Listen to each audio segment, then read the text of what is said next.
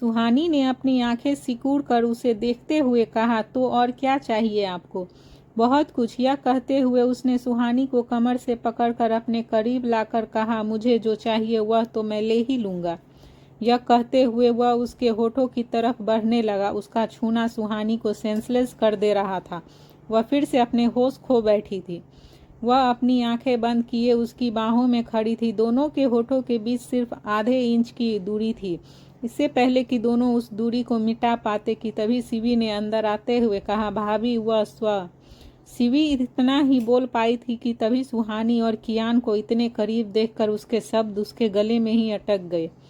शिवी दोनों को देखकर शॉक्ड थी। वे दोनों भी जल्दी से एक दूसरे से दूर हो गए। कियान ने अपना फ़ोन लिया और कान पर लगाते हुए बालकनी में चला गया। वहीं सुहानी ने कसकर अपनी आंखें मींच ली। उसका मन कर रहा था कि अभी वो जमीन फटे और वह उसमें धंस जाए। शिवी ने भी मन ही मन खुद से कोसते हुए कहा, तेरी टाइमिंग बहुत गलत है शिवी, तुझे दोनों का कितना प्राइवेसी मोमेंट स्पॉइल कर दिया। खुद से यह बोलकर उसने सुहानी की तरफ देखते हुए अपने दोनों कान पकड़ लिए और उसे सॉरी बोलकर जाने लगी तो सुहानी ने उसे रोकते हुए कहा, रुको मैं भी चलती हूँ। तभी शिवी ने जल्दी से कहा, अरे नहीं भाभी, आप आराम से आइए अपना अधूरा काम पूरा करके। यह कहते हुए उसकी आवाज़ धीमी हो गई थी, इसीलिए उसके बोले गए वर्ड सिर्फ सुहानी ने ही सुने थे। वह उसे हैरानी से आंखें बड़ी किए देख रही थी कि तभी शिवी ने उसे देखते हुए अपनी एक आंख दबा दी और मुस्कुराते हुए डोर बंद करके चली गई। उसकी इस शरारत पर सुहानी ने खुद से कहा, इसीलिए कहते हैं कि दूसरों को मजाक नहीं बनाना चाहिए, कब खुद का मजाक बन जाए पता नहीं चलता। उसने यह स्वाति और राहुल के बारे में सोचते हुए कहा था। फिर उसने कियान को घूर कर देखा, जैसे कह रही हो यह करने से पहले डोर तो क्लोज कर दिया होता। उसके ऐसे देखने पर वह भी उसे अपनी एक आईब्रो उठाकर देखने लगा तो सुहानी उसे घूरते हुए वहां से चली गई। विला की सिक्योरिटी पहले से ही स्ट्रांग थी पर अभी डबल कर दी गई थी। कोई भी आदमी या सामान बिना चेकिंग के अंदर नहीं आ जा सकता था। स्वाति और आंसू भी अपनी पूरी फैमिली के साथ आ गई थी। सभी शाम होने का इंतजार कर रहे थे। मुंबई की टॉप मेकओवर आर्टिस्ट को विला में ही बुलाया गया था, जो सुहानी, स्वाति, आंसू और शिवी का मेकअप कर रही थी। स्वाति ने फैशन डिज़ाइनर का डिज़ाइनर किया हुआ लहंगा पहना था, लेकिन लहंगे का ब्लाउज बैकलेस था। उसकी पतली सी कमर उस लहंगे में बहुत खूबसूरत लग रही थी। फ्लोर बेबी पिंक कलर के लहंगे में स्वाति पिंक ब्यूटी लग रही थी। शिवी ने भी पैरेट कलर का उसी डिज़ाइनर का डिज़ाइन किया हुआ लहंगा पहना था और आंसू ने भी पीच कलर का डिज़ाइनर लहंगा पहना था। वे तो तीनों ही मेकअप करके रेडी थी, पर सुहानी अभी भी अपने सुबह वाले कपड़ों में ही थी। उसकी ड्रेस अभी तक नहीं आई थी। सभी गेस्ट जो इनवाइटेड थे वे आ चुके थे। राहुल जो हमेशा अपने कैजुअल कपड़ों में ही रहता था, आज उसने भी वाइट कलर का सूट पहना था। सूट के अंदर की शर्ट स्वाति की डिज़ाइन से मैचिंग थी। राहुल उसमें बहुत हैंडसम और गुड लुकिंग लग रहा था। वहीं रिहान भी अब पहले से काफ़ी हद तक ठीक हो गया था। आज उसने भी ब्राउन कलर का 3 पीस सूट पहना था। हमेशा जिस जीन्स और टाइट फिटिंग शर्ट में रहने वाला रिहान आज 3 पीस सूट में बहुत स्मार्ट और चार्मिंग लग रहा था। जब शिवी की नज़र उस पर गई तो वह अपनी पलकें झपकाना ही भूल गई। वह एक टक उसे निहार ही रही थी, पर रिहान की नज़रें अभी भी उस पर नहीं गई थी। वे तीनों लड़कियां एक साथ स्टेयर से उतर रही थी। जब वे तीनों आ रही थी तो सबकी नज़रें उन पर ही टिकी थी। तो वे तीनों बहुत एलिगेंट लग रही थी। राहुल की नज़रें स्वाति पर ही थम गई थी। उसने उसे एक टक देखते हुए कहा, कोई इतना खूबसूरत कैसे हो सकता है? रिहान जो उसके पास ही 2 स्टेप की दूरी पर खड़ा था, उसने राहुल की बातें सुनकर शिवी को देखते हुए कहा, सच कहा, कोई इतना खूबसूरत कैसे हो सकता है? जब दोनों ने ही एक दूसरे को कही बातें सुनी तो दोनों ने एक दूसरे को देखा और फिर जल्दी से अपनी नज़रें घुमाते हुए इधर उधर देखने लगे। ऐश्वर्या ने स्वाति को अपने पास बुलाया और उसे पूछा, सुहानी कहाँ है बेटा? तभी आंसू ने कहा, माँ वह दी अभी रेडी नहीं हुई है, उसकी ड्रेस में कुछ प्रॉब्लम हो गई थी, उन्हें अपने में थोड़ा टाइम लगेगा। फिर ऐश्वर्या ने आगे कुछ नहीं कहा और अनंत के पास चली गई। उधर सिम्हियका ने स्वाति की ब्लाउज लेते हुए कहा, बहुत खूबसूरत लग रही है बेटा, नज़र न लगे तुझे किसी की।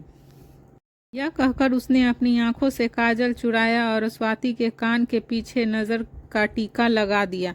स्वाति स्माइल करते हुए उन्हें देख रही थी। अमित भी उसके पास आए और स्वाति के सिर पर हाथ रखते हुए बोले, खुश रहो बेटा। उसके यह कहते ही स्वाति उसके गले लग गई। रिहान और राहुल दोनों ही गेस्ट से बातें कर रहे थे, पर रह रहकर दोनों की नज़रें शिवी और स्वाति पर ही जा रही थी। वे दोनों भी आशु के साथ खड़ी बातें कर रही थी और दोनों ही उनकी नज़रों की तरफ से अनजान थी। वहीं दूसरी तरफ सुहानी अपनी ड्रेस का इंतज़ार कर रही थी कि तभी उसके फ़ोन पर एक मैसेज आया। मैसेज देखकर सुहानी उस रूम से निकलकर अपने रूम में चली गई। उसने रूम के अंदर आते ही देखा तो बेड पर एक बहुत प्यारा सा गिफ्ट बॉक्स रखा था। उसने बॉक्स उठाया और उस पर लगे नोट को पढ़ने लगी। This is for you. इस लाइन के नीचे 3 हार्ट बने हुए थे, जिसे देखकर उसके होठ गुलाब जैसे खिल गए थे। वह बॉक्स को अनरैप करने लगी। उसने बॉक्स अनरैप करते हुए कहा, मिस्टर ओबरॉय, आप तो डे बाय डे बड़े ही रोमांटिक होते जा रहे हैं। उसने बॉक्स खोला तो उसमें ब्लैक कलर की एक खूबसूरत साड़ी थी। सुहानी ने उसे अपने हाथों में लेते हुए कहा, यह तो बहुत ही प्रिटी है। फिर वह साड़ी को लेकर जल्दी से चेंज करने के लिए चली गई। थोड़ी देर बाद वह मिरर के सामने तैयार होकर खड़ी थी। उसने अपने काले लंबे बालों को खुला छोड़ा था जो उसकी कमर पर लहरा रहे थे। उसकी आंखों में लगा काजल उसे सबकी बुरी नज़रों से प्रोटेक्ट कर रहा था। लाइट मेकअप और होठों पर हल्की सी पिंक कलर की लिपस्टिक लगाए उसे बाल की खूबसूरती बना रही थी। उसके माथे पर लगी वह छोटी सी बिंदी डायमंड जैसी चमक रही थी। अभी वह खुद को अच्छे से मिरर में देख ही रही थी कि तभी उसने ऐसा लगा जैसे आग ने उसे छू लिया हो। उसने यह महसूस करते हुए ही अपनी आंखें कसकर बंद कर ली थी। कियान ने उसे कमर से पकड़कर अपने करीब खींचा तो वह उसके सीने से जा लगी। फिर उसने सुहानी की नेक पर अपनी गर्म सांसों छोड़ते हुए उसे किस किया। उसके किस करते ही वह पलटकर उसके गले लग गई। सुहानी ने अपनी बाहों उसकी नेक पर लपेट दी। वहीं कियान ने उसकी कमर को कसकर पकड़ा हुआ था। उसके दिल में हलचल करने के लिए तो सिर्फ कियान की सांसें ही काफ़ी थी। उसके छूने भर से ही वह अपना कंट्रोल खो देती थी। अभी वे दोनों एक दूसरे को गले से लगाए खड़े ही थे कि तभी सुहानी का फ़ोन रिंग हुआ। रिंग सुनकर कियान ने अपनी आंखें कसकर बंद कर ली और न चाहते हुए भी दोनों को एक दूसरे से अलग होना पड़ा। सुहानी ने फ़ोन देखा तो उस पर आशु की कॉल आ रही थी। उसने फ़ोन में देखते हुए कियान की तरफ बिना देखे कहा, हमें नीचे सभी बुला रहे हैं। यह सुनकर कियान ने सिर हिलाया और सुहानी का हाथ पकड़ते हुए कहा, साथ में चलते हैं। जैसे ही कियान ने यह कहा तो उसने अपनी झुकी पलकें उठाकर उसे देखा। कियान ने ब्लैक कलर का सूट पहना था जिसमें वह बेहद हैंडसम और डैशिंग लग रहा था। उसकी स्मार्टनेस ने सुहानी की नज़रों को खुद पर ही ठहरने के लिए मजबूर कर दिया था। वह उसे एक टक देखती रह गई और उसे देखते हुए ही धीमी आवाज़ में उसने कहा, कोई तो रोक लो। यह कहते हुए उसका दिल जोरों से धड़क रहा था। आज उसका चार्म सुहानी के दिल पर तीर की तरह जैसा वार कर रहा था, तो वहीं उसकी आंखें भी सुहानी को नीचे के ऊपर तक देख रही थी। फिर कियान ने उसे देखते हुए खुद से कहा, जितना मैंने सोचा था उससे भी ज़्यादा खूबसूरत लग रही हो। वे दोनों एक दूसरे को देखने में खोए हुए थे कि तभी फिर से फ़ोन रिंग हुआ और दोनों का ध्यान टूटा। कियान ने एक गहरी सांस लेकर कहा, लेट्स गो। उसने हाँ कहा और कियान के कदम से कदम मिलाकर चलने लगी। जैसे ही वे दोनों स्टेयर्स के पास आए तो सबकी नज़रें उन पर चली गई। उन्हें देखकर सभी खुद को कहने से रोक नहीं पाए, परफेक्ट कपल। दोनों ही एक दूसरे को अपने चार्म लुक में बराबरी की टक्कर दे रहे थे। शिवी, स्वाति और आंसू तीनों ही उन्हें मुंह खोले देख रहे थे। वे दोनों जैसे जैसे नीचे आ रहे थे आप सबकी नज़रें उन पर और गहरी होती जा रही थी। तभी सीवी ने दोनों को पास आकर कहा, भाई भाभी आप दोनों कितने अच्छे लग रहे हैं, आप दोनों मेड फॉर ईच अदर लग रहे हैं। आशु ने खुशी से चहकते हुए कहा, वाव जीजू एंड दी, आप दोनों कमाल लग रहे हो। मुझे तो वर्ड्स ही नहीं मिल रहे हैं आप दोनों की तारीफ करने के लिए। दोनों के आ जाने से सबकी नज़रें अब उन दोनों पर ही फोकस थी। कोई भी खुद को उनकी तारीफ करने से रोक नहीं पा रहा था। कुछ लोग ने सामने आकर तो कुछ लोगों ने मन ही मन दोनों की खूब तारीफें की। कियान की मर्जी के बिना उससे रिलेटेड कोई भी बात बाहर नहीं जाती थी। आज भी एंगेजमेंट की खबर मीडिया तक नहीं पहुंची थी। उसकी शादी को 3 महीने हो गए थे, पर आज तक सबसे शादी की खबर सुनी थी। कियान ओबरॉय की वाइफ कौन है, कहाँ है, कैसी दिखती है, आज तक इन सब सवालों पर एक बड़ा क्वेश्चन मार्क लगा था, जिसे हटाने की पावर भी सिर्फ कियान में ही थी।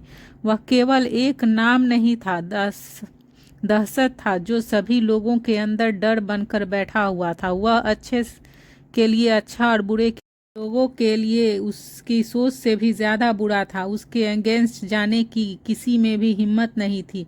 यही वजह थी कि मिनिस्टर से लेकर क्रिमिनल तक सभी उसके दिलों में उसका खौफ था। कियान के डेंजरस रूप से हर कोई वाकिफ था, इसीलिए तो सब उसे डेंजर डेविल कहते थे। कियान के कहने पर पार्टी को आगे बढ़ाया गया। उसके इशारे पर राहुल और स्वाति ने रिंग एक्सचेंज की और तभी तालियों की आवाज़ पूरे विला में गूंजने लगी। रिंग एक्सचेंज होने के बाद सभी ने राहुल को और स्वाति को बधाई दी। मैन लाइट ऑफ होकर एक फोकस लाइट राहुल और स्वाति पर पड़ी। फिर बैकग्राउंड में रोमांटिक म्यूजिक बजने लगा और सब राहुल और स्वाति को डांस करने के लिए चीयर करने लगे। सबके इतना कहने पर वे दोनों एक दूसरे के हाथ में हाथ डालकर एक दूसरे की आंखों में देखते हुए कपल डांस करने लगे। आंसू दोनों को साथ में डांस करते देखकर सीटी बजाने लगी। कुछ और कपल भी राहुल और स्वाति के साथ डांस करने लगे। सीवी ने उनको डांस करते हुए देखकर सुहानी से कहा, भाभी आप भी भाई के साथ डांस करो ना, देखो ना सब कितने अच्छे लग रहे हैं, आप दोनों भी जाओ ना। उसकी बात सुनकर सुहानी ने उसे थोड़ी दूरी पर खड़े कियान को देखा जो किसी से बात कर रहा था। फिर उसने कियान को देखते हुए सीवी से कहा, तुम्हारे भाई की शक्ल देखकर लगता है इन्हें डांस करना भी आता होगा, वह भी कपल डांस, तो भूल ही जाओ। उन्हें बस एक ही काम करना आता है, लोगों को डराना, धमकाना और ज़्यादा परेशान करने पर उन्हें गोली मार देना।